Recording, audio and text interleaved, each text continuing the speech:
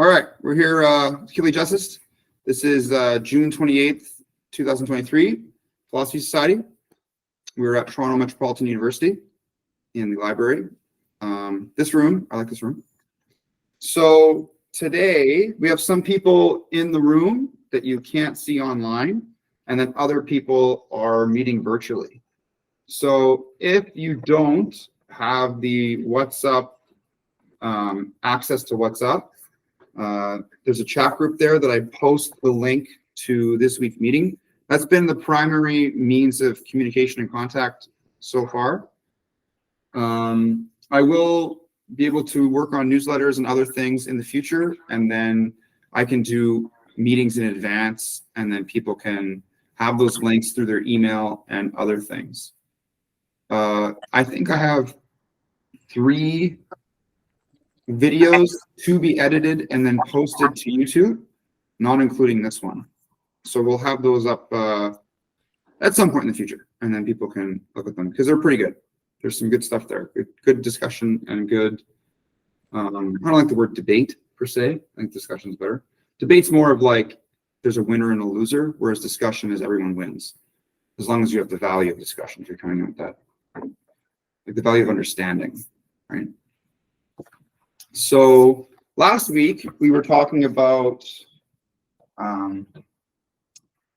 belief systems and how to respond to different belief systems. I'm going to adjust this a little bit.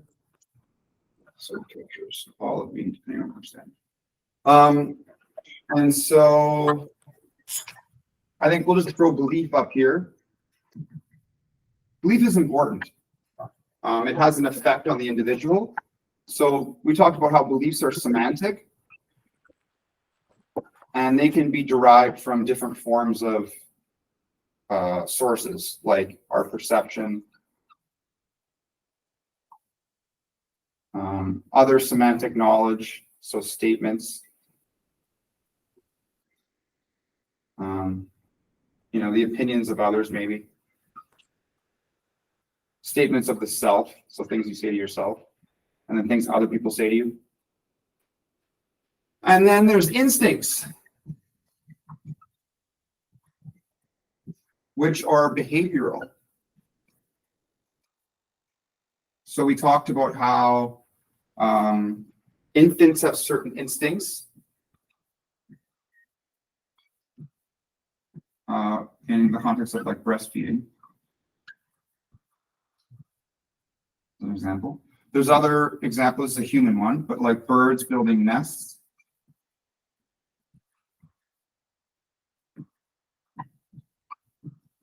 This is like an iconic marker on the board, noise. We'll change the marker.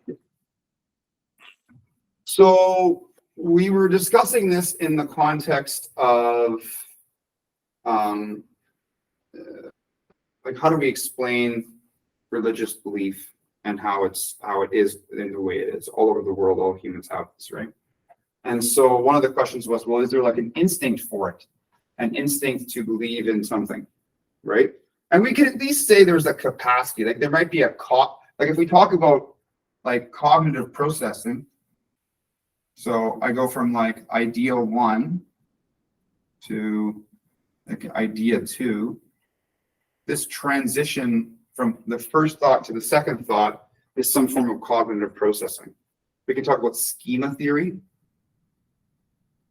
So when I say the term baseball, for me, a visual representation came to mind of like this thing, right? And so the transition from this to this, you could say that's kind of like what do we mean by behavior? If you mean that it's a physiological movement, right? But this is like a neurological kind of behavior almost. So you know what I mean? So it's different than just a belief, right? There's something being in transition in the body, even if it's very micro, like a neurological thing. So when we say baseball, if we get the image of the baseball, right? It has like red threading and it's white. That shift from one thing to the next, we can say we have instincts for that kind of, It might just be the predisposition that we're given. Like this is what we humans have evolved to have. Instincts really are more about like a set of behaviors. Like when there's like a situation A, there'll be a behavior one that comes after that, you know? And so that's like when the infant is hungry, there's like a breast exposed, and the infant does like a suckling behavior and then nourishes itself. Or we may have an instinct to protect our head. If someone's like, watch out, we protect our head so that we don't get like brain damage from something falling on us. So when it comes to religious stuff, there could be an instinct for conformity. That there's a lot of different people that kind of congregate together and then do similar patterns. They all do the same thing, right? And so if there's one person who's not part of the group, they may conform to the group's patterns, right? There may be an instinct for in-group bias, which in some ways, these instincts, when we talk about social stuff, they're really just like biases or heuristics, right?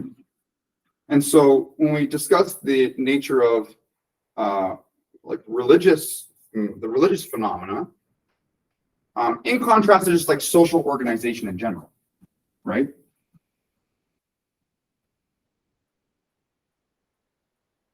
So we have social organization. One of those, we can talk about religion. And then we had others on the list too. We have like politics. We can talk about culture in general. And these can overlap, but not necessarily mutually exclusive. So within the context of social organization, there's different facets that like humans have. Like we have values. We have habits and practices. There's almost like rules of conduct, which is similar to values, but it's more that when you don't follow the rules, that's how you become excommunicated. Right? And that can go with like criminal stuff, like we can talk about that, like crime, as like a very general social boundary. So there's other factors here that determine what social organization is. But at least we have, at the very least, we can talk about values, which is, on one end, we have like goals, that which we're going towards. And then we can also have like that which keeps us together, like assumptions or axioms.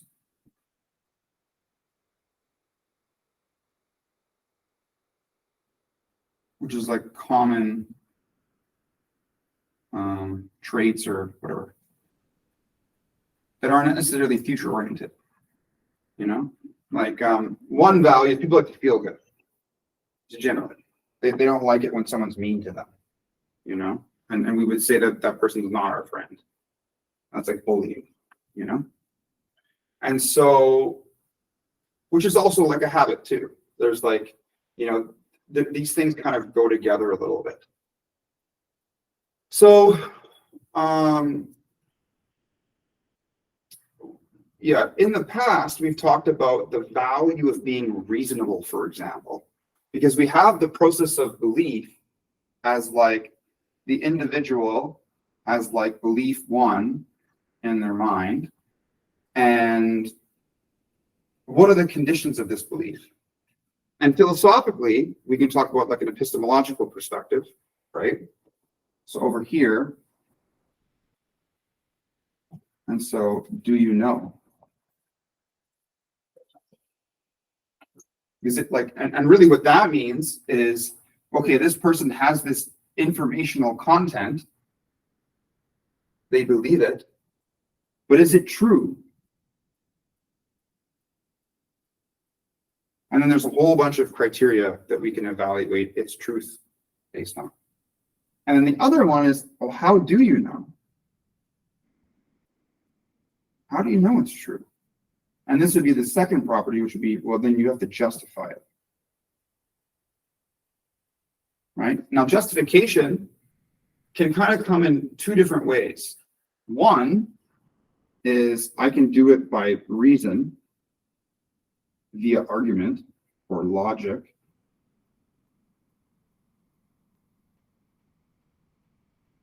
And two, I can do it through demonstration, which is in some ways two different forms of knowledge, right? There's knowing what is happening, and then knowing how through some form of action, right? So the dog may not know how, like, what to say because it can't really speak to explain where the bone is, but the dog knows where it is and can demonstrate that. So that is a form of knowledge. The dog knew where the bone was, right? Or where the keys are, like in the movie The Mask. Milo, get the keys. Get the keys, Milo. And then the dog goes, then the dog find the keys, right? They didn't know, but the dog did. So we go back to the belief, and what's going on here? So it's important to like separate semantic content, like this is purple. Or we could also say like God exists. Like the bomb came to mind first, but I was like, maybe we shouldn't say that first, but we'll throw it out. God exists. Right? And those are two statements that you can believe or not believe. If we're colorblind, maybe you think that it's brown or blue or something, right? You're like, purple, it's not purple. This is purple or this, whatever. So these two statements are in some ways the same. That like, and they're both statements. They both fall under the category of something being asserted, right?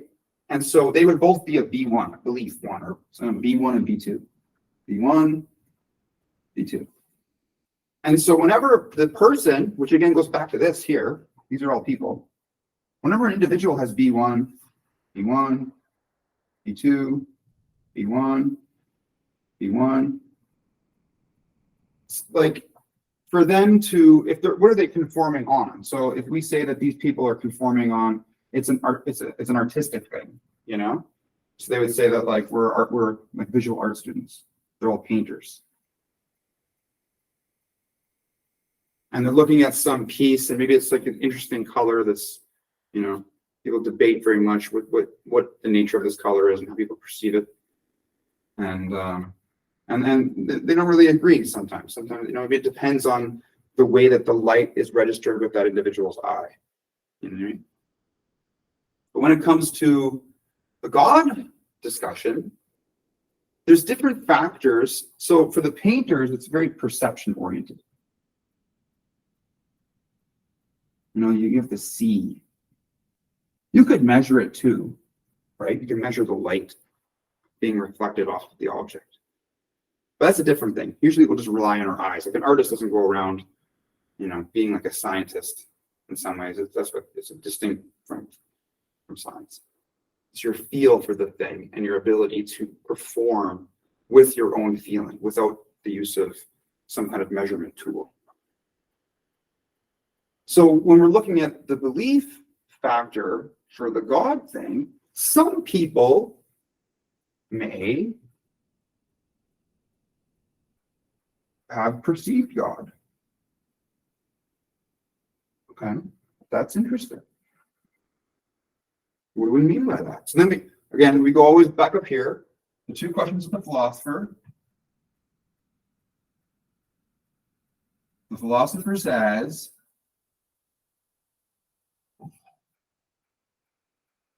what do you mean? And why did you say it? This is from Richard Berg, the chair of the philosophy department at Lakehead. And so when they say, I have seen God, who's put I have seen? X could be anything. I have seen. Well, in the the context of the painters, if we have some image and there's a blurb on the image, right? And then the painters are observing the blurb. It's not contingent on just one painter. They're all observing the blurb. All of these people are looking at the blurb. And there's some variance. So that the existence of the blurb was never in question amongst the painters. Even the individual who is blind, right? If we take one of these people and they actually can't see, we'll put like a square around them. This person could walk out, stand there, even though they can't see, and physically touch the thing. And on the whiteboard, like, let me close my eyes and just like, I can't really tell. I can't really tell if there's marker on the whiteboard. But most paint, it protrudes out a little bit. So you may not know the color of the paint, but you would at least know that there was some material substance, and then you could infer that those other people that that can see, that's what they're talking about. And it's just, but it's beyond you. You're like, oh, there's nothing. What are you going to say? You can't see it. It's like infrared or ultraviolet. I don't know. What are you going to say? Can't see it. Unless we use some instrument. So we can say maybe God's kind of like that. Maybe when someone says, I have seen God, it's kind of like for me, if I haven't seen it, I can say, well, it's kind of like I'm colorblind, but someone can see, right? So the only thing that would be missing, the only step is if I am the colorblind person, for whatever reason, God didn't give me the ability to see him or her, why can't I walk up and then touch God's arm? Like the 5 blind men and the elephant. One's touching the trunk, one's touching the leg, one's touching the tail, the tusk, the ear, the side of the body. And like, what is this thing? It's the same thing, right? And so, if it is perception, when one perception does not work, we usually have another one. I have touched X. So when you can't use that one, maybe we can use another one. John Locke talks about primary and secondary properties. So it kind of comes from that. And so the problem with that again is, most people wouldn't say that I touched God. If they use perception as a going back to this, right? When we talk about what do we know, so person 1 believes something. Do you know this belief? Which really means, is it true? And if you say yes, it's true, then we're trying to say, well, how do you know it's true? We're going to justify it. Well, what do you use to justify it? You can use your reason or your argument, or you can demonstrate it. So in the context of demonstration, which is also, we can make it, because I have seen the thing, therefore it exists, right? But if you've seen it, then other people could see it too. But what if you're one of those people that can't see? And maybe we could say that, like, in a metaphorical way, like, I have seen really means faith. But that's for me, it's kind of cheap. That's not what we really mean by it. Like the blind person, no, all of the painters don't have faith. They're visually perceiving the blurb, and they usually will agree, if they don't have a visual impairment, that it's all the same color, right? So in the context of God, I have seen, if we don't have that, can we rely on another one of our sense perceptions? And the thing is, we only have so many. This is part of like the human condition. Maybe if there's like God counterparts, like angels, there is no such thing as sense perception for them, or they just have like direct access. Which is like, okay, sure, like they know. But then even if you say that, well, how do I know that they exist? And we're right back at the same problem, right? or devils or demons, all that stuff. It's all the same thing, right? Maybe you see a devil, like maybe 600 years ago, you went into the forest and there was this screaming thing with blood all over it and really crazy hair. And you were like, I'm getting the fuck out of here. You ran away. And like, okay, sure, you know? But I think if we did some investigation on that, it was probably this person that went crazy and maybe it was a cannibal or something, or had fought a bear and survived, or who knows what happened, right? So I have touched X. I have touched God. What does that mean? No one ever really says that. Very few people will say they've seen God. I haven't really heard anybody say that they've done that, right? So that's one thing. And we can go through the let's taste, you know, etc. It'd be really weird if someone said they taste that. And it would go contrary to like, really? That's what are you talking about? I guess in some ways, tastes like a dry cracker. I'm making a joke here.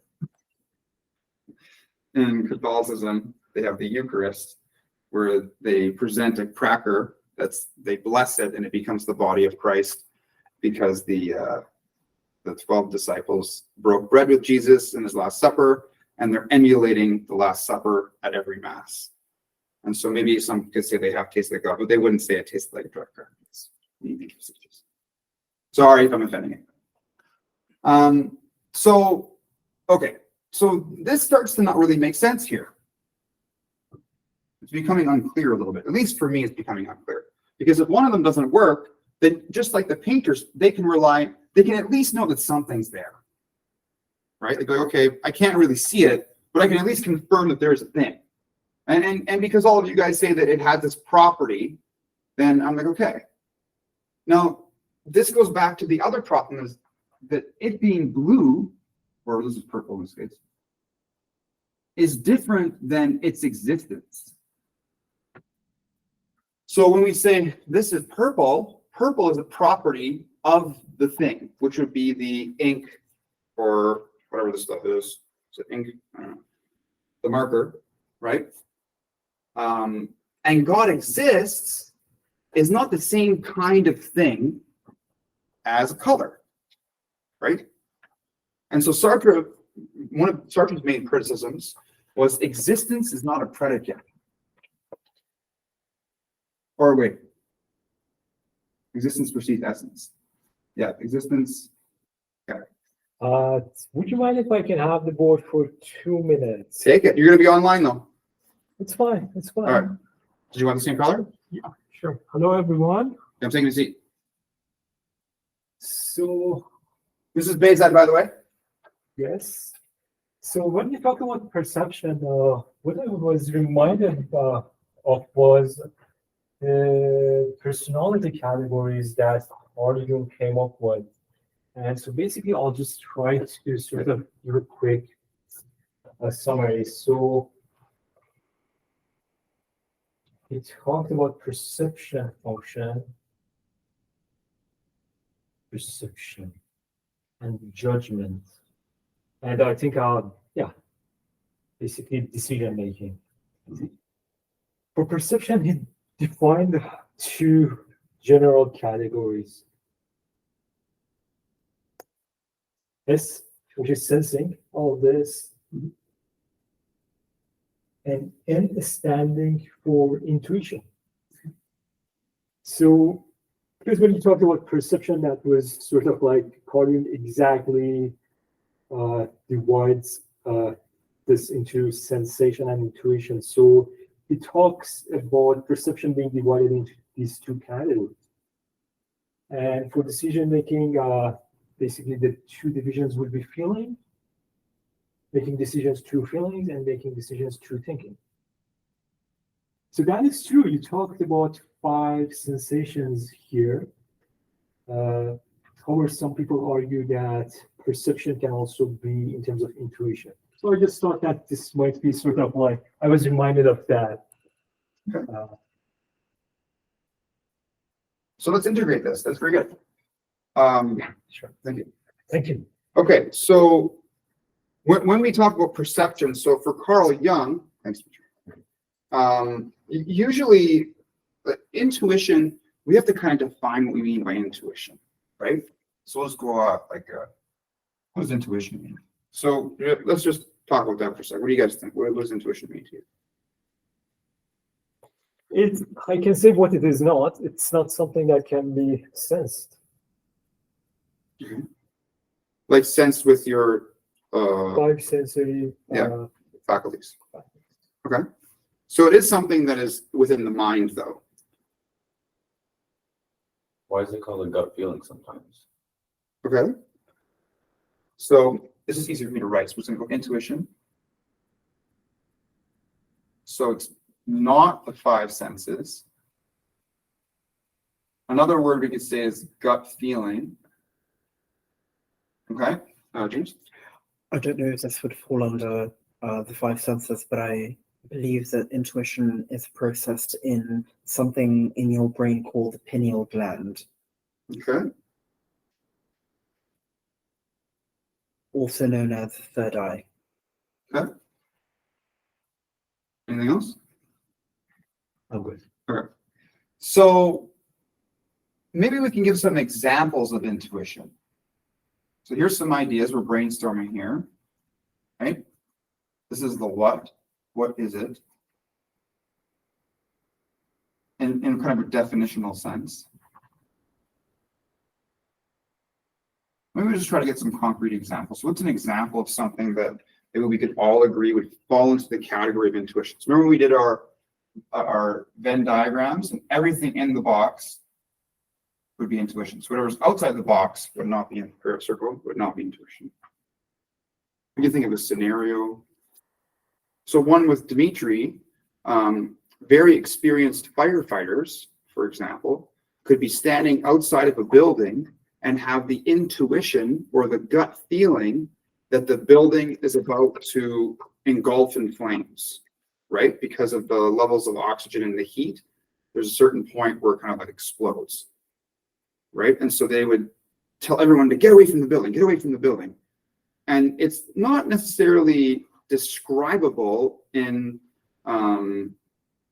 they have to have some experiential judgment, right? Of many, many years of perceiving with their sensory faculties. So there's the individual, they're perceiving with their five senses. And then over time, they will develop intuition. And intuition is something that's in their mind. Their mind says, I have an intuition about this because of all of my experience. It's the way that I feel. It's my emotions, right? And all of that stuff together is intuition, but it has to be over time. It can't just necessarily, maybe one instance, but that's where we talk about instinct again, feeling danger, right? If I'm walking down the street and I hear footsteps aggressively, I may have the intuition that there's danger there, right? So there could be, I guess, changing. I'm explaining this one as the firefighter, where there's experience is needed, but then there's instinct ones, where we're born with it, right? So I guess there's a spectrum here, maybe. So the pineal gland, not 100% on that. I know that the pineal gland has been referred to the third eye. I would have to measure this. One way would be when firefighters experience the sensation or the intuition that the thing's going to blow, we would measure their brain activity, which is a little tough because fMRI machines are super huge. Maybe in the future, if we have a helmet or a baseball cap, then we could measure people's brain activity much more effectively. We could say, well, what kinds of intuition could we have inside of an fMRI machine, measure the brain activity, and then see where it lights up. When they have this feeling, the pineal gland activates, then we would correlate these two instances together. That's a measurement, right? I just don't know. So we could do some I would have to do some research to check that one out. Okay, intuition. So perception, for me, like when we talk about introspection, that could be like internally perceiving in some ways, you know? And maybe that's kind of another way to understand what intuition is. It's like an internal sense of oneself, like a gestalt, or everything that I am in one instance. You know what I mean? Yeah. One of my favorite writers, A.S. Byatt, she once said in an interview that she thinks with her body. Could it be some sort of calculation that occurs automatically from experience, expertise, and perhaps a little bit of je ne sais quoi, kind of just an automatic calculation where she knows the answer because of experience, and perhaps a little bit of I don't know, some sort of something she was born with. There was a famous mathematician named Shakuntala Devi, who was known to be able to compute large sums automatically, and this was kind of tested at Imperial College London. It was something that she was born with. She would have the answer immediately like a calculator. So to me, that's kind of further down in the born, something that she was born with. Could intuition be something that's both a mixture of something that is gained through experience mixed with something perhaps that you were born with? Well, yeah, like some people might have a genetic predisposition towards being sensitive to certain kinds of things, right? Like a combination of certain genes that maybe become activated through epigenetics, like some environmental context that makes them that makes those genes active, and then they're more receptive to that, right? Calculations, though, is, you know, you do kind of have to learn that. You may have, like, people like use the word talent. This person has a talent for jazz, but I don't believe there's like a jazz set of genes. That just doesn't really make sense. And jazz is a very recent phenomenon. Most of our genetic history comes from a long time ago. Yeah. In the sense of genetics, I remember a few weeks ago we had talked about internal dialogue, where only a fifth of the people have that, 20%. Okay. So what if intuition is also linked with internal dialogue? Something telling you like, maybe I shouldn't go down this alley, or maybe I shouldn't do that. Because the rest of the people that don't have the internal monologue or dialogue, how would they like express their intuition if they don't formulate that in words? Yeah, insight's like a thing. That's kind of like self-awareness, right? Like being aware of myself, like for this to make sense, me to be aware of my internal feelings, like my body, like if I feel like tense or whatever, or being mindful of my emotions, like that awareness or mindfulness, not everyone's necessarily engaged in that. That is something that you can get better at with training, right? So I feel that there is so when we talk about intuition in the context of the belief, right, it would be different than the example of the painter, right? Because we are using our sense faculties to determine the existence of this thing or to make a judgment of it, right? And so I'm not sure how one would have an intuition of the existence of an external object other than, like, unless, you know, let's say my eye became visually impaired after the fact.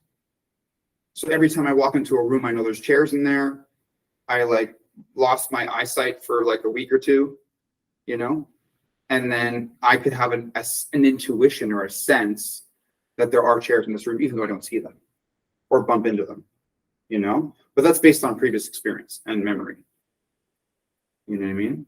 So this is good. We want to kind of take this Jung's conception that Bezos offered and try to plug it into this previous analogy that we had and see how it fits together. So when it comes to decision making, we had F stands for Feeling. feelings. Okay. That should be a T if it's not clear. Okay. And that would be for thinking. Like a logical part of it. Feeling, thinking, and sense. So feeling is emotional, right? I think that's what we mean by that. And then thinking would be just our reason, like logic. I believe that's what we mean by that. So the thinking goes back to that semantic stuff. Where are we? Here for the belief. And it would also be the justification factor, right? If we're going to use reason to come to an epistemological truth. Feeling, that is very, very closely related to this right here, the intuition stuff, right? And it might not be a specific emotion like anger or joy or fear. Maybe it's just like a general sense of oneself. Maybe I'm blurring the lines here. You know, that's what they mean by intuition. Feeling is a specific emotion. Hello, Vanessa. You've joined us.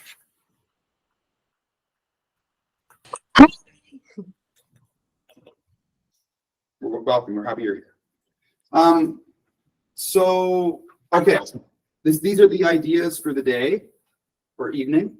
We're basically talking about the epistemology of the difference between perceiving something in the world. So like, this is the color purple. That's as a belief, right? The statement, this is purple. And then the statement that God exists as an example. And we may have a group of people, all these X's are people, and they have different beliefs.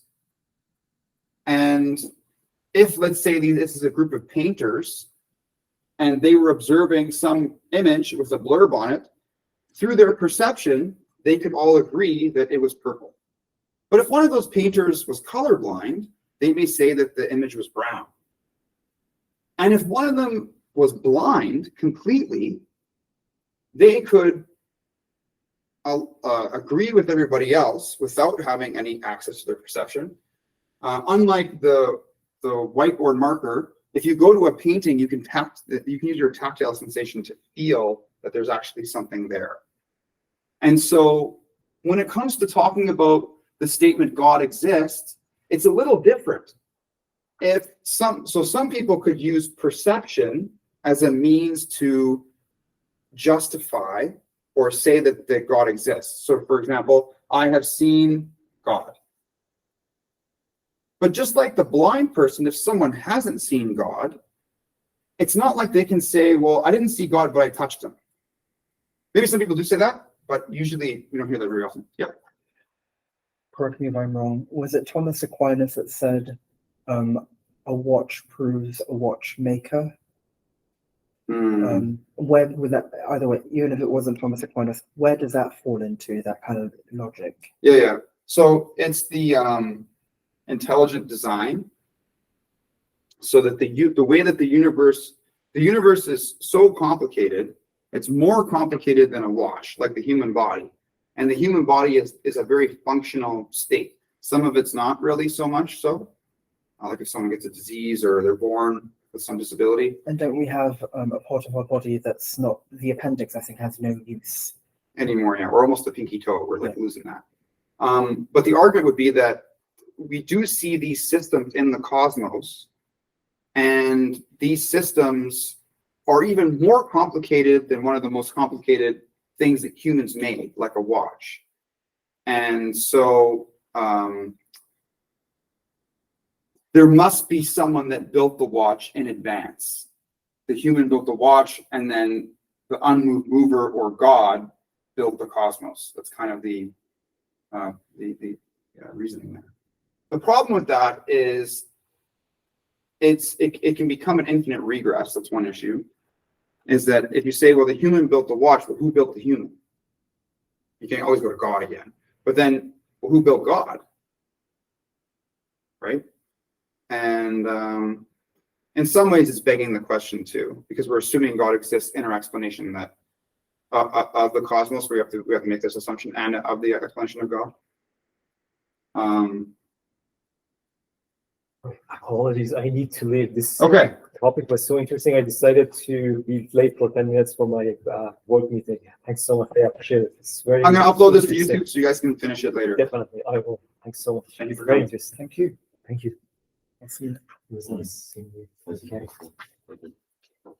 So, okay. So we have, in the context of the people observing the painting, they can use an alternative sensory faculty to confirm the existence of the thing that they couldn't use their primary faculty to confirm. But with the God existence thing, if you can't see God and someone else did, it in some ways doesn't really make sense to say, I'm going to use a different sensory faculty to know the existence of God. Usually people don't say that. So the perception argument, I'm trying to show that that one isn't maybe the best. Because some people may have experienced God, and there's nothing we can really say to them.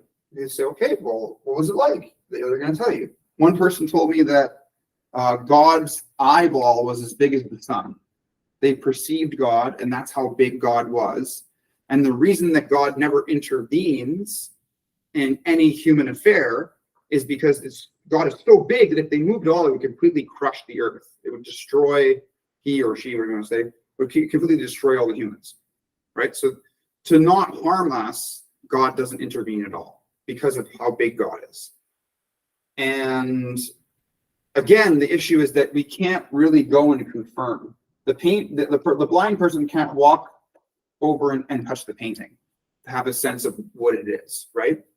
So maybe we have to use a different way to justify that belief. And what would that be?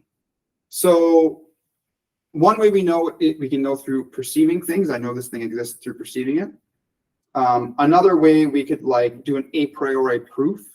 And that's like, in some ways, the blind watchmaker is a means to do that. Is an attempt to prove the existence of God in that way, or the ontological argument. So, okay, the main point is that we have this group of people that all have these different beliefs. And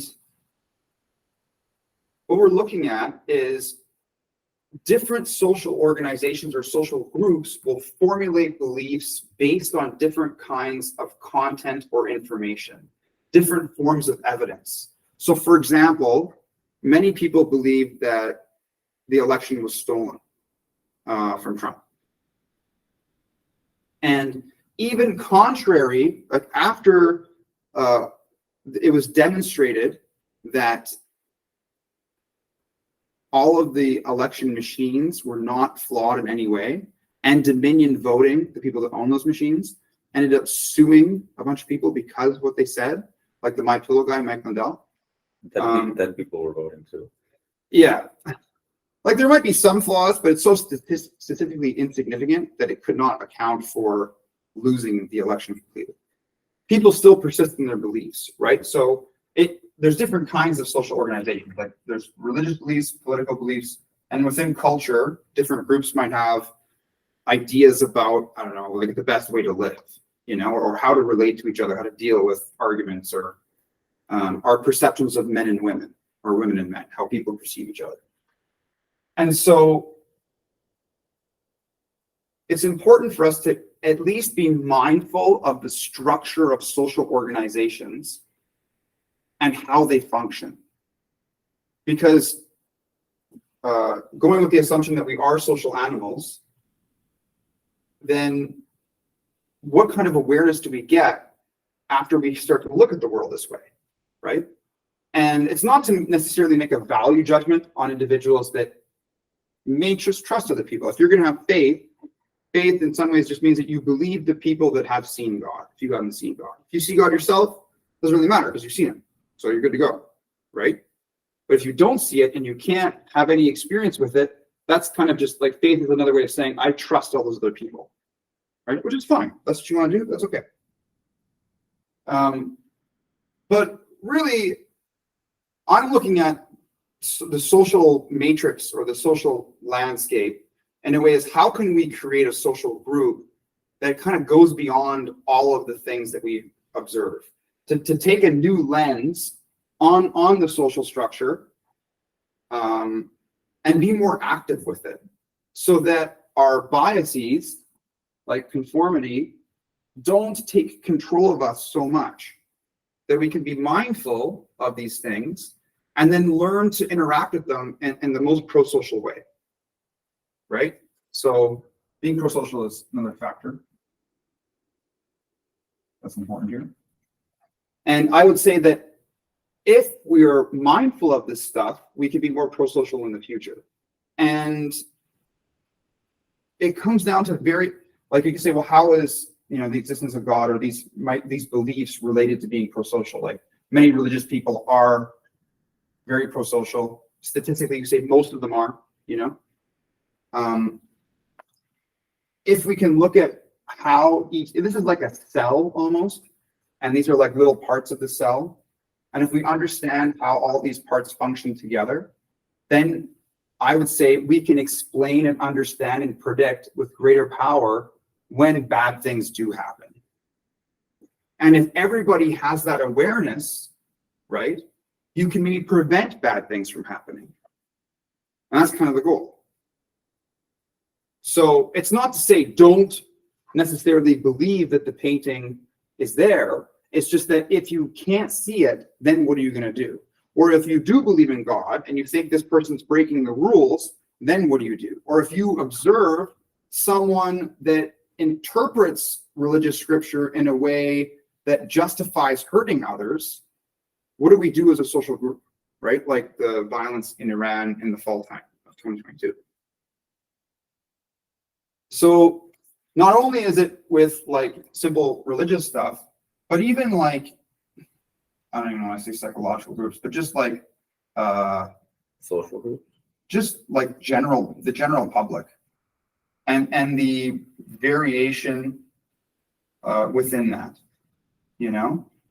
So today I was on the TTC and there was a dude that was demonstrating certain traits that, gave me the sense or the intuition, to use the term, that he could be a violent person. He was pacing back and forth, looking at me every now and then. And, it was just, there was things about that guy that led me to believe that in a certain circumstance, in a specific kind of situation, he has a very high likelihood of being violent towards others. And so being aware of that situation, right? How can you act in such a way? And so I changed my behavior. I was super tired after work and I was kind of just like resting and I noticed his behavior. And then I gave myself posture and then had awareness of the entire situation without even giving him direct eye contact, until he did kind of like a disengagement behavior. Initially, he was like looking around, almost like looking for a challenger. Like, are there any other alpha males in this area that can challenge me? And because of the way I was observing the whole space, he knew that I was looking at him without looking at him, right? I was just like aware of him. And at a certain point, he like looked down and I synchronized my movements with him at that point when he disengaged from the aggressive pacing. And then after that, he got off the subway. But he followed me from the bus for like 6 stops. And it was only in that, again, it's like correlation versus causation here, but there was a correlation there with me, not saying that what I did necessarily was a causal factor, but there was a correlation.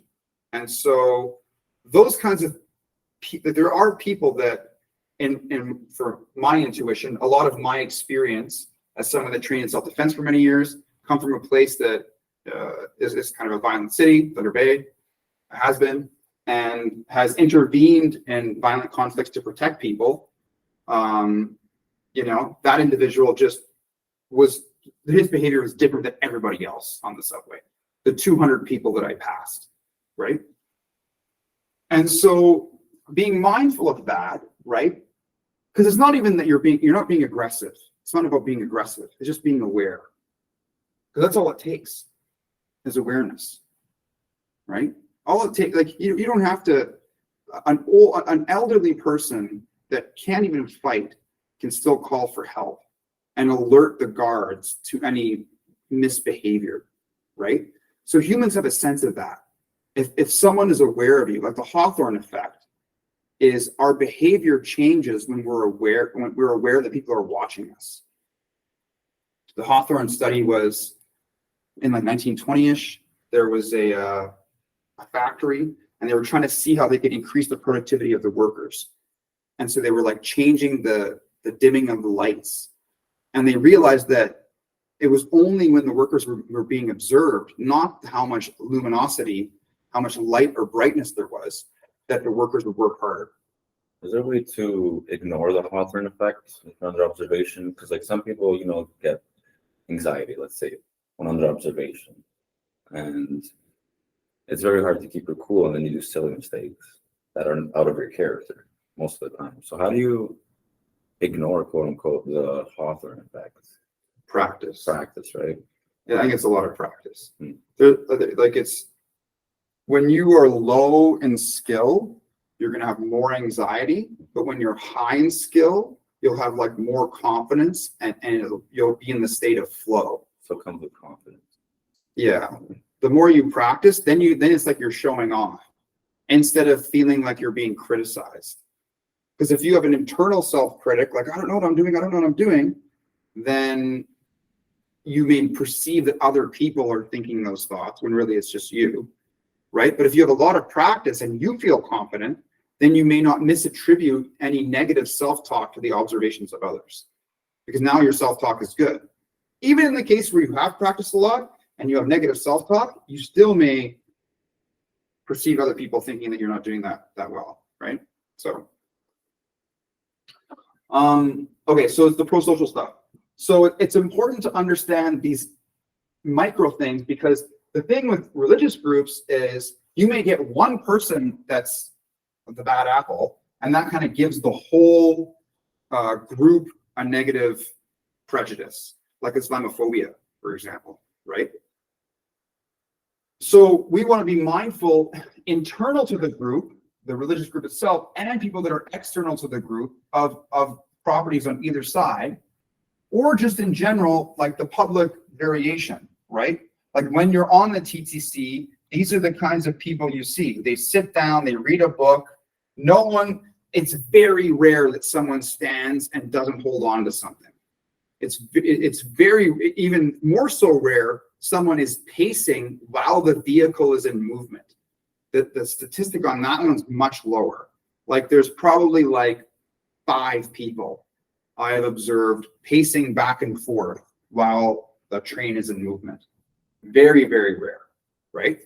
And it's not to say that people that are moving, like they may suffer from some form of psychosis or something like that, but it was the demeanor of the individual and the eye contact, right? And so that's where, again, our instincts come in, right? Intuition, but going back up to instinct. That's important. And that could be a bias, maybe. And so the way we deal with that is we go back to our philosophy society skill set, the toolbox. Oh, there's no question here. Toolbox. The question would be, am I biased? We don't know. We're going to falsify, right? And also like structure it, mindful observation, which is to be Socratic, and then not make assumptions. Not assume, but like pose it in such a way that like, can it be tested? So in that moment, I wasn't telling myself, oh, this guy is going to be violent. I was like, this is a peculiar behavior. I'm going to be watchful. And then I observed. And then when that synchronization thing happened between me and this individual, they exited the train. Like, okay, nothing more to observe, right? The next time it happens, I will repeat the same behavior. I'm going to be watchful, right? And in the past, there has been overtly aggressive individuals who were explicitly making violent statements or the intent to like cause extreme violence to people on the train. And this approach, they left the train. So I've seen patterns of this working in the past as well. They may think I'm a cop. Who knows what they think, right? So, okay. It's important for us. It is wise. So why are you talking about this? Philosophy side. Well, philosophy is love of wisdom. It is wise for us to be mindful of the social environment because we live in this environment. And what is our place? Like, who are you in this little social group? And how are you contributing to the overall emergent property of this social group? And so what are the properties of this social organism? One is attention. Every one of these entities has attention. They're demonstrating some affect or emotional response. Is that considered contributing? Yeah, so like if you go to a party and you're like really upset and you're like if you have that, you're like, oh, they're like, oh, like it's like now you're making them constipated. Like they want to have fun, but now it's a little tough, right? Or if you're like an asshole, you're like, fuck you, man. Like if you're not in a good mood, people are like, whoa. Or if you're very irritable, so your emotional content in the group, that's like, it almost has like waves. You know, it'll like have a ripple effect and affect people. And part of that is because of our mirror neurons. And we can also talk about instinct again. You know, if we have a way to relate to each other depending on how one person feels. So the mirror neurons, do we perceive that only through our senses of sight and listening? You have to be able to. So like an interesting experiment would be if there was like someone really angry and then you have like, you're blindfolded, you have like headphones on, you have no perception whatsoever of the emotion that they're feeling. And let's say you bring in a really angry person in the room and see it would change the way you feel without your perception, just through the presence alone. Sure. Yeah, that's great. You can't see, you can't smell, you can't. I would say it's going to be very minuscule. I think so. Let's test it though. Let's falsify it. Right? Let's go back toolbox. Not my bias, but is it true or what is the effect? I think you'd be able to feel it. Okay. Without even perceiving it. All right. Let's test it. Let's do it. Right? We need volunteers. That's great. Yeah. You could do like a master's thesis on that. Properties of like when we are social, so this is social properties, right? When we are social, what are the smallest units within that social context that each member has that contribute to the overall group? So this is what an emergent property would be, right? It's like in the periodic table of elements, there are protons, neutrons, and electrons. And the combination of those properties creates the atom. So within each individual, there are properties, and the combination of those properties creates that social unit, right? So one of those properties is attention. Where are people looking? Another one is their affect. How are each individual's feeling?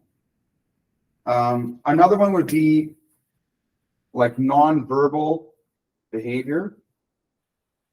And then there's also like verbal behavior. So we have 4 things right here, right? At the least. And so whenever you're in a social group, there's 2 things you can do. One is self-awareness, right? We're going to put this up here.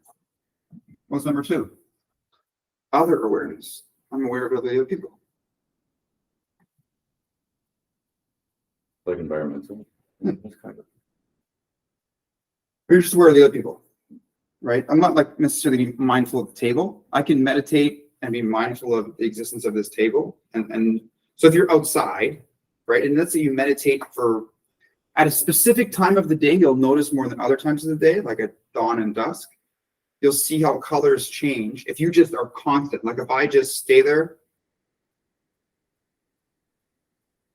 and I don't move and I fixate my attention on one object, what you'll perceive is how the colors shift depending on where the sun is, right? The hue and whatnot will change of your environment. Takes a long time. You have to be sit there for like 2 hours, but you will perceive that. So we're not talking about that. Mhm. We're talking about being mindful of people's attention, mindful of their affect, mindful of their non-verbal behavior. Like if someone's like this, if they're doing that, right? Like someone upset one of my friends recently, and they were like, oh, yeah, like they were like, that behavior was, this person is pissed off right now. Whatever you're doing, stop doing that. Because I don't want to deal with problems, right? But this is directed to you, whoever you are. You know what I mean? And then the other one would be like the verbal stuff, like what are they saying? What's the content of their words, right? And so, and then you could talk about like location, like the situation itself might have certain factors. Like I talk about dancing a lot, maybe not in the philosophy society as much, but I talk about the dance floor, right? And so on the dance floor, you're gonna have the DJ and their booth, and like this is the dance floor here, right? Intuition here too, or whatever. And all the people are here on the dance floor, right? And so all of this stuff is going on, but there's also the social context. Not the social context, like the environmental, now I'm getting confused here. The word social is ambiguous, because do you mean these things or do you mean this? What do you mean by this? I mean like the meta-social, like the larger social context is, this is like coda, right? There's a DJ, there's a stairs here, the bar's back here, right? That this is a place. And this specific environment, depending on where you're standing, if you're standing here, here, or here, that has meaning, right? The guy pacing, like he has his like nonverbal behavior, but yeah, like there could be someone just sitting in a chair and doing things, and then they could be like moving around, right? Those are different. They could be moving around indiscriminately or moving towards something as a goal, right? That matters. And so if you're dancing, which is a fun topic, that's a thing in itself. We talked about that, I think. Mhm. Yeah. Or if you're on the subway, right? There's going to be a general, not consensus, but a norm. This is how most people behave in this culture, right? Go back to social groups. In Toronto, most people do two things on the subway. If you can sit down, you sit down. You're like, where's my seat? You're like, yeah, and then you take it. I don't want to like George Costanza and Seinfeld, like push people out of the way to escape the burning thing. You know, George pushes over like an old lady who's in like a walker and like a kid and shit, like, and then his girlfriend just breaks up with him after that because he panics. So when you walk in the subway, you don't want to like throw people out of their seat. You just want to find an empty seat, hope that nobody is gunning for it. Because if somebody else is gunning for it, even if you could get there first, maybe you have to give it up. You know, generally I would have to, because I'm like a fit male and it's expected that I give up my seat. If I don't, there is disdain coming my way. Attention and affect will just be like, that you're a bad person, right? No one may even say anything. Some people might go to that level and be like, hey, dude, give the old person your seat or whatever, right? So these factors, you can observe them in the social environment. They're not just made up, right? So when we go back to the belief or the epistemological, how do you know? Well, how do you, Achilles, you just feeling this shit, man. Like, how do you know about this stuff, right? Well, I can point at it. And it's not contingent on me. You can observe it too. You don't even need special glasses, right? You could have like a little beeper thing that beeped when someone did certain things. You could figure out a way to make it auditory. You could shift it from a visual to something else, right? It may even not even be visual. It could, if it's verbal, you could hear the person, right? Or you could hear them through echolocation where they are, kind of thing. You're like, they're over here somewhere, you know? So depending on the situational context, situations, whatever it is. So social and situational, right? The situational context, how we're situated together. What is the Like, what is the context of this gathering?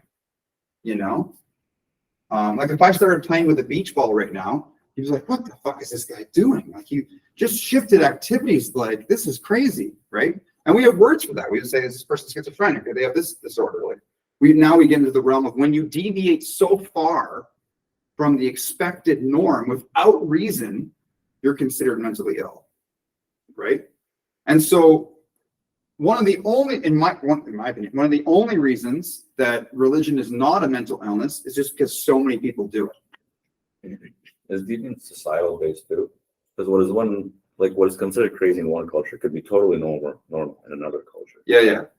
There's a lot. It really depends on where you are and the type of people you're around. Because even different social groups will think that something that people consider as normal is crazy, and then they might think the same thing vice versa. Mm-hmm. There are too many factors. This is great. Yeah. We can go into that. Like there's defining abnormal behavior. How deviant is it from the norm? What is the norm though? That's the question. Yeah, exactly. Yes, I understand. It's Yes. a conundrum. Like, for example, if someone like took a knife, instead of opening the pop can, cut the top of the pop can and drank it like that, we'd be like, I'm even not say you're mentally ill yet, but if we see weird behaviors like that all over the place, right? Like if you bought a pair of shoes and like took the shoe and went and like made it inside out and wore it inside out, and then you wore your jacket inside out, but upside down. Like if everything you did was weird, maybe you would be schizoid or something, you know? And that's it was all weird. Yeah. So it wouldn't just be one instance. Like people have little weird quirks. That's what I was thinking too. You know, like I have a funny voice for my dog. Hey, Sophia. I make this funny little voice, right? And so if you were just that was the only thing you ever saw, like that guy's weird. It makes this like really little cartoon voice. Like, who is this dude? You know, like what about like little quirks and like what are they called, mannerisms? Mannerisms. That let's say you're with someone for a very long time, for like say a partner or spouse, and you guys pick up your own quirks, and then you continue using those outside of the relationship once it's done, and then of course it's seem weird or abnormal to other people down the road, but it has become part of you in a way. Yeah, that character. Exactly. That's how our personalities kind of develop, how you become a unique individual, you know? And there's nothing wrong with that. That's a good thing. That's what makes us distinct, and it makes us appreciate people because of those little things. Some of them might not be bad, or so it might not be good, maybe bad. Like if you fart, you go, I farted, like in great, you're like, oh, like the fact that you did it was bad enough, and now that you're like really making me know about it, it's just, whew, like that was too much, right? So maybe when you were a kid with your friends, like when you're like 10 and you're playing a video game, at that age, you're like, okay, well, it makes sense. Like, look at these guys. Like, okay, yeah, just whatever. But then when you're like 17 and you're on a date and you tell it to the girl, she's like, dude, like, what world are you from? Right? Or you're out with dinner with your parents or something like that, right? So that reminds me, there's this funny Greek phrase where it's like, you ask, like, you're hanging out with friends. This is like a 13-year-old type of thing. Like, you're saying, like, should I fart or should I yell? And they're like, okay, just yell. I'm like, farting. And then you fart. Okay, well, there you go. Now. So it's similar. That's what it reminds me of. Okay, so social awareness. So the first one I'm trying to identify, we were coming from last week, and last week was the epistemology of belief. And we guys brought up the religious stuff a lot.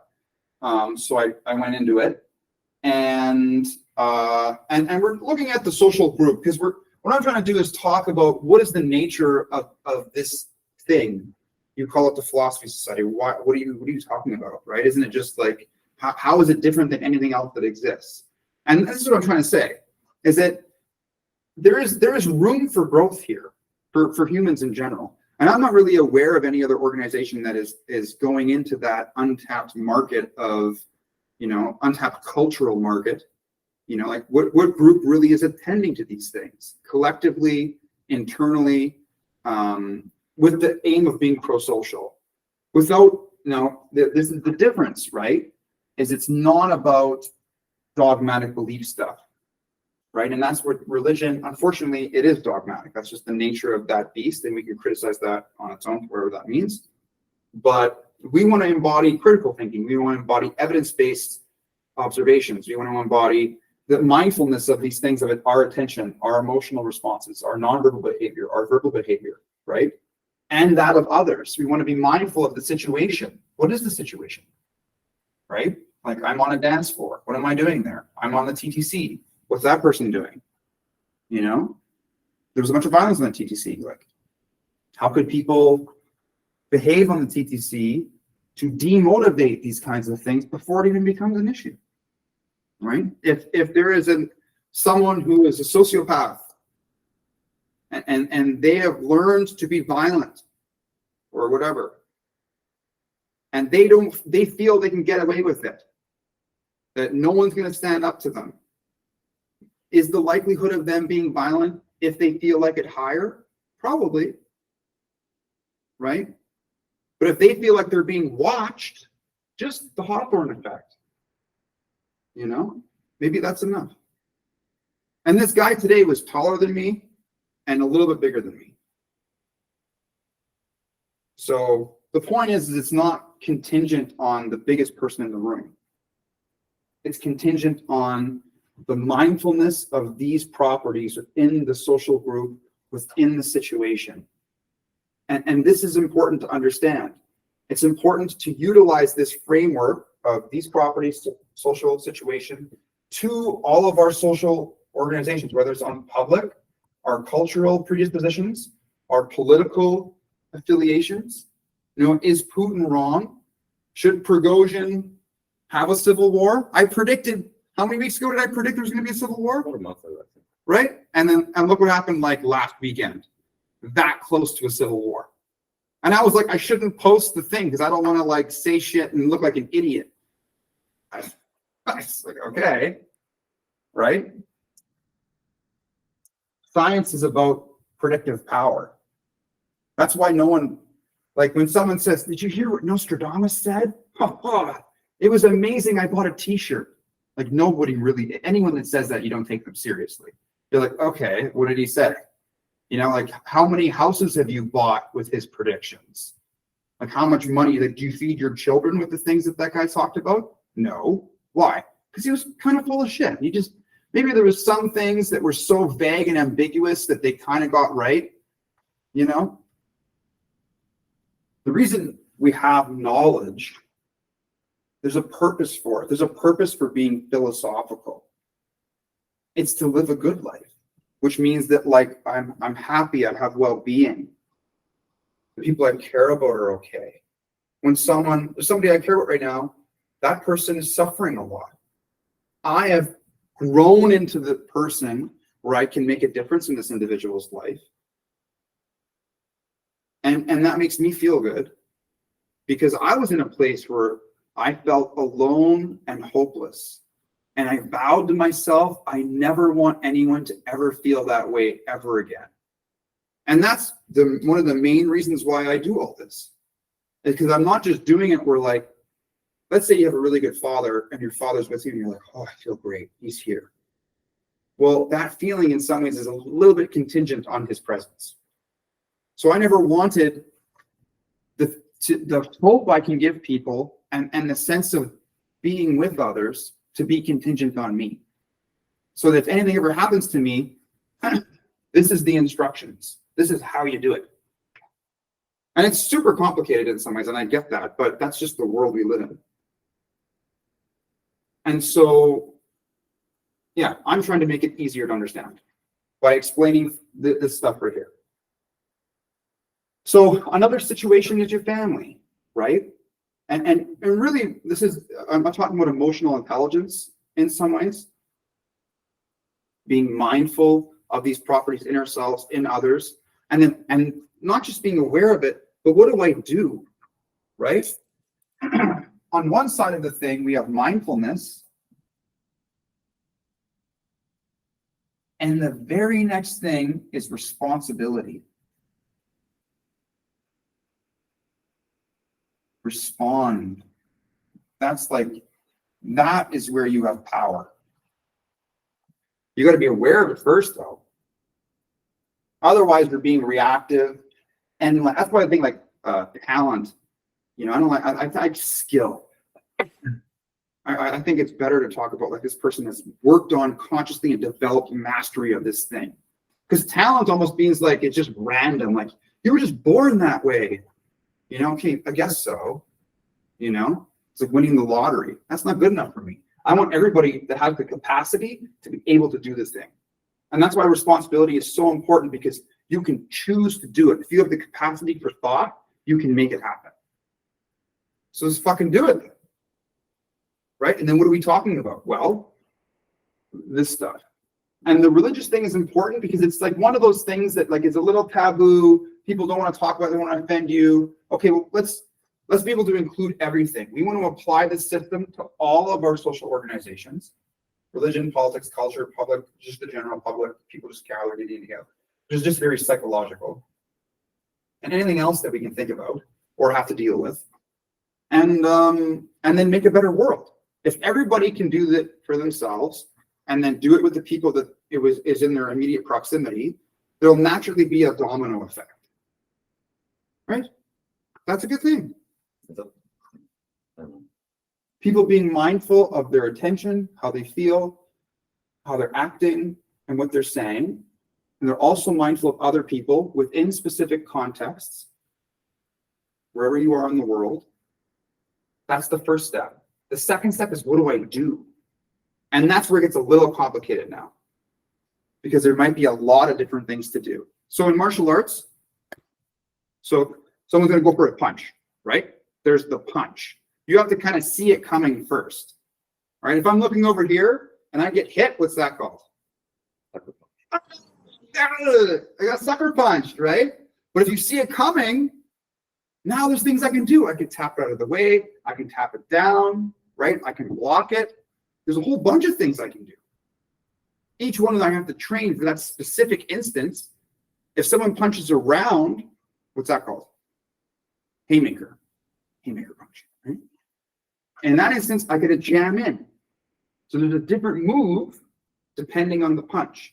So when I'm mindful, this is all like this is the martial arts of the mind here. That's really what it's all about.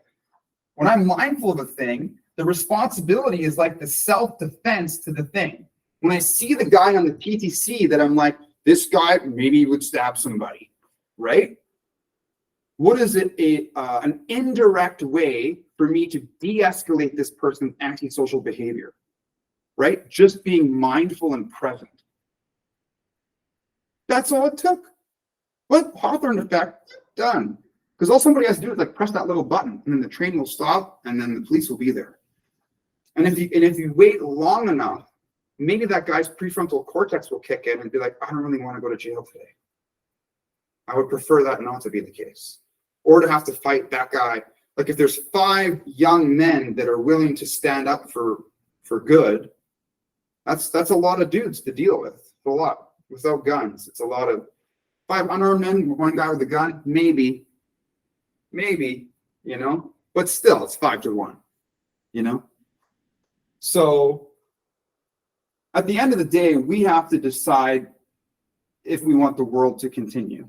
You know, we have to be like, let's do this together. Let's keep the fire burning. And that's where we come from, right? You gather some wood, I'll put oxygen in it. You're going to bust up little pieces. You're going to put pieces in where it's appropriate. And we're going to keep the fire burning so we can survive. It's a different kind of fire now. It's a little intense. You know, the world's gotten to be a kind of a crazy place, a little intense. But I'm not going to give up. And I think if we make it more clear what is the landscape, it is wise for us to learn that. I come from Thunder Bay. At the time, it was the murder capital of Canada. I believed then it was wise to learn martial arts just so I didn't get stabbed walking home from school. I could at least do something to protect myself or those that I care for, right? So if this is the world we live in, is it not wise to learn a little bit about how it functions and what we can do about it? I think so. And that's why it's philosophical. Not only is it the structure, but to truly be philosophical is that justification part. To be able to understand it and reason about it, but also practice it. It's both. It's not just one thing. The philosophy, the methodology of reason is a means to an end. You figure out what the right answer is, and then you do it. You don't just sit in the armchair, like armchair philosophy. There's people that get paid $200,000 a year to sit in their office and think. Don't do that. Or stand up here like this and talk to students and then get the TAs to mark everything for you. You know, is that really what being philosophical really is? To just like, in some ways, wither away in your own mind? What are you doing with your existence? How do you practice it? Through society, like in social, The way getting you, yourself out there. the way you live your life. Philosophy is a way of life. And if it makes sense, it's good philosophy. If it's fucking stupid or it doesn't make any sense or you're full of shit, well, that's where you get to the spectrum of foolishness. To be wise or a fool, right? And it's like, you know, what do you want to do? So, all right. So next week, we're going to start off with these 4 properties. I'm going to try to remember. I will remember the social organism thing and the situation. That's a good starting point because we're going to the next step. And we want to go from what are we responding to? Now that we're mindful, that was what we talked about today. That's where we ended up. Mindfulness, the next big thing is what do I do? What do I do? Right? With my life. That's the question you have to ask yourself every day. Why are you here? What am I gonna master? You're getting the right answer. Okay, online people, anything to say or to, if I made any mistakes? No? Just thank you. It was wonderful. A lot of things were covered. A lot of great examples. I just enjoyed it. Thank you, Very Johnny. good. Very good. Vanessa, any ideas? Am I just the podcast while you're driving? Oh, there we go. It was really good. Thank you. Thanks, Vanessa. I appreciate your presence. So you can join the WhatsApp chat group there. I post, you can discuss with people. There's like 130 people in the group. So if you ever want to talk about anything or you need support, there's the group there.